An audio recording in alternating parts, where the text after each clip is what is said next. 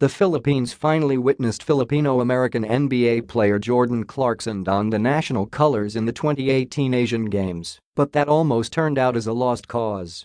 A week before kicking off its ASEAN campaign on August 16, the Samahang Basketbol ng Pilipinas (SBP) tried to move heaven and earth to get the Cleveland Cavalier to play for the country.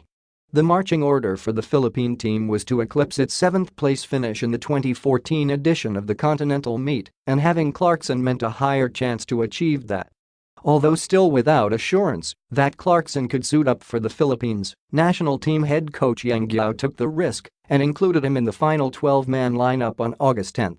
"So far, wala pang maliwanag, but we put him in the lineup just to make sure if all of those requirements are complied with, he has a slot in the team," said Guiao. 2 days after, however, the NBA denied Clarkson a clearance to see action in the Asian Games. The NBA stated that it's reached an agreement with FIBA to allow its players to participate only in FIBA-associated tournaments and that didn't include the ASEAN. To counter the NBA's decision, Don Trolano, who needed to give up his spot for Clarkson, was placed back in the final lineup. But Trolano's national team stay was short-lived as the NBA, surprisingly, just 3 days later, granted Clarkson on August 15 a one-time exception that allowed him to join the Philippine team in the Asian Games. According to the NBA, it had a lack of clear communication with the basketball federations of the Philippines and China, which also had NBA players Yeng Guiao and Ding Yanhang participating in the ASEAN. Best finish in 16 years. Since Clarkson arrived in Jakarta on August 16, the same day the Philippines began its ASEAN campaign, the Filipinos had to play without him against Kazakhstan.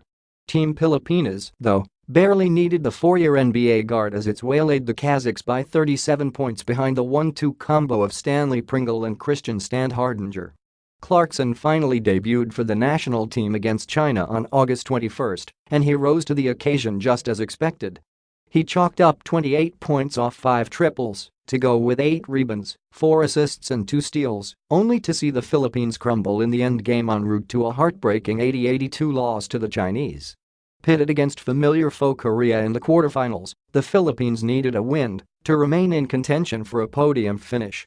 But even with Clarkson, Standhardinger, and Pringle doing what they do best, the Filipinos fell victim to the Korean curse yet again in an 82-91 defeat on August 27. Although the loss relegated Team Pilipinas into the classification round, it still had a chance to fulfill its initial goal of besting its 2014 finish.